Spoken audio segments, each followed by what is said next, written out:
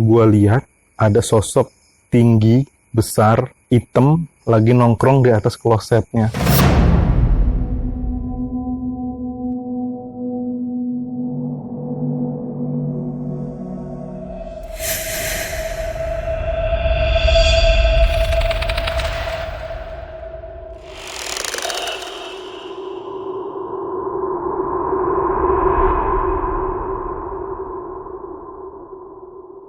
Jadi kita mau ngapain nih, bro? Kita mau ngobrol-ngobrol misteri dikit kayaknya ya. Nggak bisa tidur, jadi kita Iya. ngobrol-ngobrol Bener yang nih, asik aja. kita kaum insomnia. Podcast horor insomnia.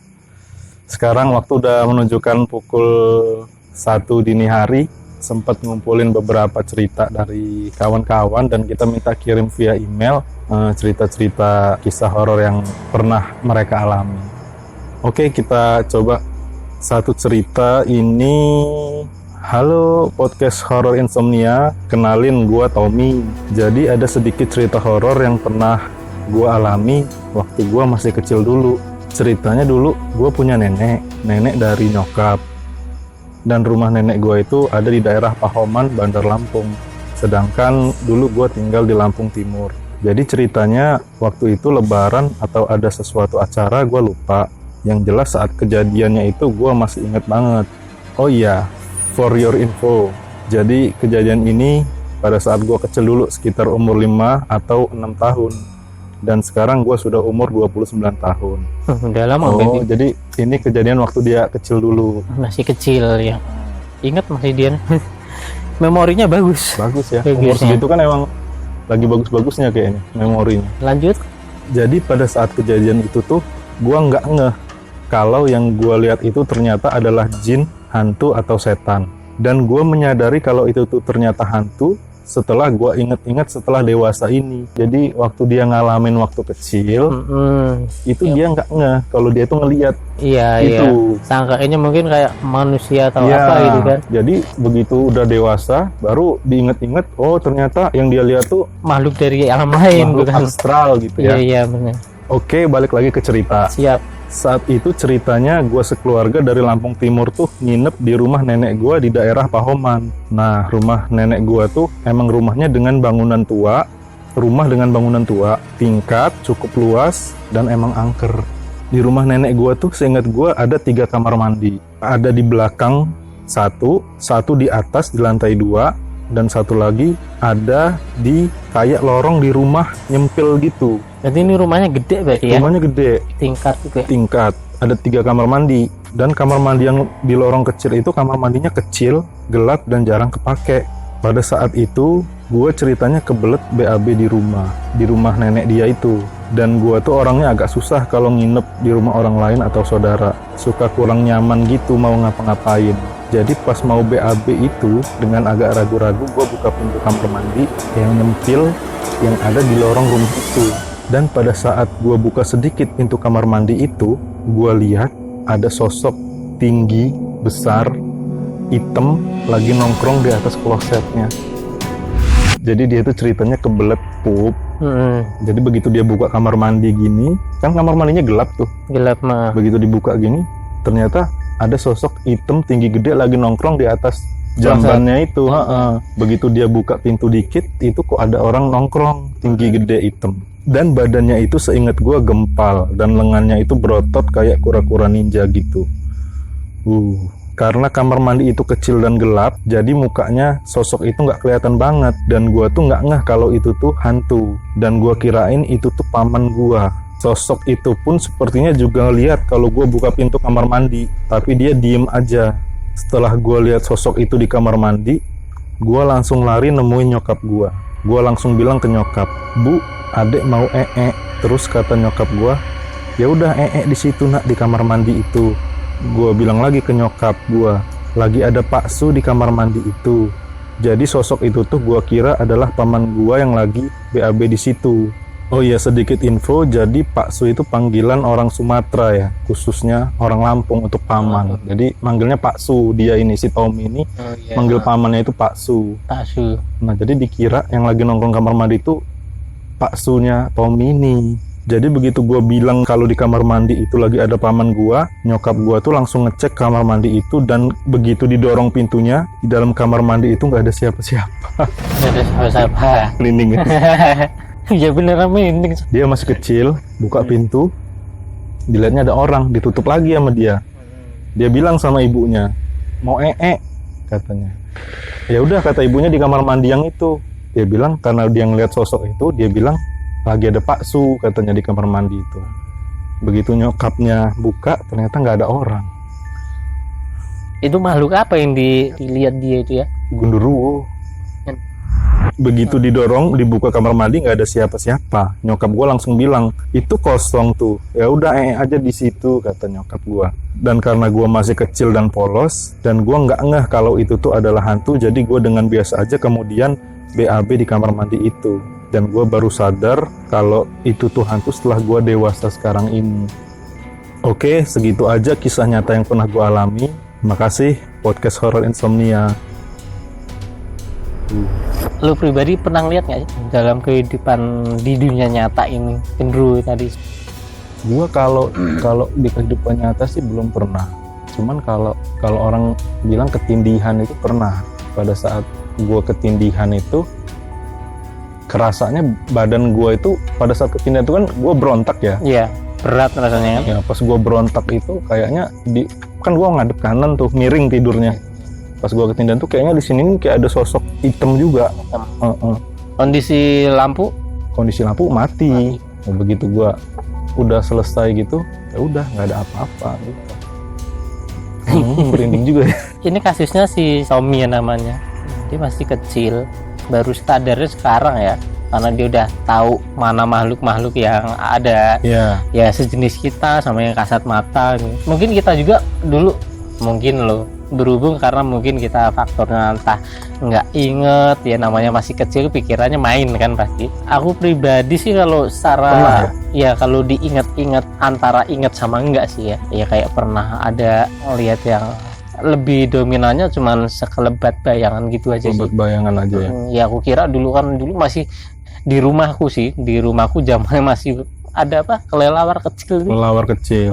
Sering terbang di lampu. Jadi bayangannya kan emang. Iya. Nah aku sangka ini tuh, tapi bener lihat lampu. Gak ada apa-apa. Oh iya. Iya. Kalau gitu kayaknya gue pernah juga gitu deh. Ya. Pernah juga gitu. Pernah kayaknya. Tapi umur anak kecil konon katanya ya, kalau masih ini menggampang lihat ya. Iya. Bener nggak sih?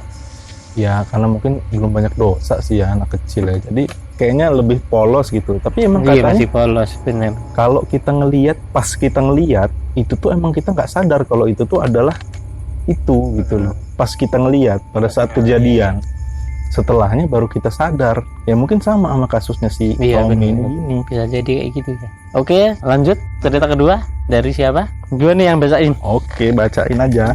Halo Pot Hornia, gue mau cerita sedikit nih. Cerita horor waktu gue tinggal di Rusunawa, di salah satu kota di Lampung. Sebut aja gue FP, inisial. Siapa ya FP kira-kira? Nama siapa?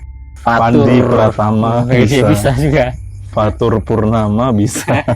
Jadi cerita ini bukan cerita gue pribadi, jadi lebih ke cerita warga sekitar yang mengalami hal horor di sekitar Rusunawa itu. Karena gue tinggal di situ selama 2 tahun dan gue tahu dan dengar cerita horor di situ. Sebelumnya gue jelasin dulu. Jadi Rusunawa itu ada 2 gedung, gedung A dan gedung B. Oh iya. Ini lo tahu Rusunawa ini di mana kan? Di Lampung itu Rusunawa ada 2. Ada 2. Satu di Teluk, Bandar Lampung, satu di Metro. Di Metro itu ada ya. Di antara 2 itu aja. Oke, lanjut. Ada 2 gedung ya dia, gedung A dan gedung B. Gedung A itu menghadap ke samping ke halaman Rusunawa itu. Yang gedung B menghadap ke depan arah jalan raya. Oh, jadi kayak gini. Umumnya ya. Satu ngadep ke sini, satu ngadep ke depan. Oh, berarti gitu 2 gedung ini beda arah. Satu ngadep ke sini, satu ngadep ke depan. Ini kan? Satu ke arah jalan raya. Rusun itu ada 5 lantai. Lantai bawah itu basement. Terus lantai 1, lantai 2, lantai 3, dan lantai 4. Total ada 5 lantai ya. Dan setiap lantainya itu terdiri dari 48 rumah. Jadi satu lantai terdiri dari 48 pintu lah ya. 48 pintu ya. Dan semakin tinggi lantainya itu biaya sewanya semakin murah. Tapi para penghuni rusun itu kebanyakan tinggal di lantai 1 dan 2 karena capek naik tangganya kalau tinggi-tinggi ke atas. Iya juga sih. Jadi otomatis tingkat yang paling atas itu sepi. Oke, balik lagi ke cerita. Jadi kejadian itu terjadi di lantai 4 di gedung B, yang gedungnya menghadap ke jalan raya. Seingat gua, dulu di lantai 4 itu dari 48 kamar atau rumah di situ, yang ada penghuninya cuma 2 kamar. Dari sekian 48 pintu, 48 kamar itu di lantai 4 ini ya. Iya, di lantai 4 dari 48 pintu itu yang Tahu ada dia, penghuninya cuma 2 cuma orang. ada 2. Oke. Dan masing-masing penghuninya itu di rumah paling ujung. Jadi pojok-pojok ya. Jadi tengah-tengah itu kosong semua tuh kamarnya, ujung-ujung. Jadi 2 ini paling ujung berlawanan, bukan ujung sejeran Nah, enggak? nggak tahu juga tuh. Nah, anggaplah ujung dan ujung ya. dan ujung kan ya. Oke, kita lanjut lagi. Jadi kalau kalian tahu posisi rumah-rumah kalau di Rusunawa itu, bagian belakang dari rumah itu yang kelihatan dari jalan. Lu tahu apartemen nggak? Iya, tahu. Apartemen itu kan ya desainnya kayak rusun ya. Dia pintu depan itu menghadap-hadapan sama pintu yang lainnya gitu loh, kan berjejer tuh kamar-kamar. Iya. Jadi pintu itu ngadepnya saling berhadapan. Ya. Sementara bagian belakang rumah itu yang kelihatan dari jalan gitu loh. Oh, dari jalannya ya. Iya, dari luar. Jadi kalau kita ngeliat rusun gedung itu yang kelihatan itu bagian belakang belakangnya, rumahnya. bukan pintu depan Bukan, gitu ya. Iya, benar ya. ya. Kira-kira gitu ya. Oke. Yaitu kamar belakang dan tempat jemur yang kelihatan. Oh iya, benar. Ya, Benar, Bos. Nah, jadi pas di depan rusun di pinggir jalan itu kan banyak orang dagang. Bahkan ada yang 24 jam buka warung di pinggir jalan di depan rusun itu. Oke. Karena memang dia warga sekitar situ. Jadi orang-orang yang dagang di depan rusun itu bisa kelihatan kalau lagi ada penghuni di Rusunawa itu. Oke, di bagian belakang ya. Bagian belakang kelihatan ya. dari jalan. Oke. Di gedung B itu. Oke. Karena dia menghadap ke Jalan. Oke. Jadi penuturan dari orang yang dagang di depan rusun itu di rumah salah satu penghuni di gedung B, sebut saja Abah. Nama ininya. Oh ya, sebut saja ya. Yang menghuni. Iya, Penghuninya menghuni di situ. Dia itu ngelihat malam-malam sekitar jam 2 malam. Dia ngelihat di rumah Abah di tempat jemurnya itu ada ibu-ibu pakai baju putih lagi gendong bayi. Merinding. Kelihatan gitu ya di gedung gitu, iya. di rumah Abah. Apalagi warnanya putih kan, kontras banget kan. Kelihatan banget. Lagi gendong bayi malam-malam jam 2. Ya emang bayi kadang bisa begadang, cuman ngapain keluar gitu. Oke, kita lanjut ya. Tapi si pedagang ini cuek aja karena dia pikir ada bayi yang lagi rewel malam-malam makanya digendong. Nah, kayak yang gue bilang tadi Ya, kan. betul. Karena kirain emang rewel. Karena ya kita pribadi kan punya anak, ngalamin bayi begadang emang gitu. Oke, kita lanjut lagi. Keesokan harinya si pedagang yang ngelihat ini baru sadar bahwa si Abah ini kan nggak punya bayi. Oke, dan dia baru sadar juga kalau bayi yang digendong tadi malam itu nggak nangis. Aman? Tolong ambil cek sekeliling ya. Akhirnya dia mastiin ke penghuni rusun di situ untuk nanya bahwa si Abah ini punya bayi atau enggak. Dan ternyata memang Abah ini nggak punya bayi. Dan akhirnya viral lah cerita ini di daerah sekitar. Oh ya, nambahin sedikit, BTW gue juga pernah ngalamin kisah horor waktu awal-awal gue tinggal di rusun itu. Jadi waktu awal-awal gue tinggal di situ, gue itu sering banget malam-malam dengar suara kayak orang lagi maku-maku pakai martil di sebelah rumah gue. Karena kan jaraknya mepet-mepet kalau di rusun, jadi suaranya itu lumayan kuat. Duk, gitu ya. Ya gitu. Kayak ada orang maku gitu ya. Maku, iya. Malam-malam. Ya gue biasa aja karena gue pikir emang ada orang lagi maku-maku gitu. Tapi seiring berjalannya waktu, gue baru tahu bahwa sebelah kanan kiri gue tangganya berarti. Tangganya. Dan di atas gue itu belum ada penghuninya. Karena gue itu termasuk penghuni senior di situ. Dia awal-awal mungkin. Iya. Jadi ternyata waktu gue mulai pindah ke situ, masih lumayan sepi, nggak ngelihat ya berupa dari suara ya. Cuman dari si siapa pedagang tadi dia bener-bener ngelihat kan. Berarti ini yang dilihatnya Mbak udahlah, Un. jangan disebut lah.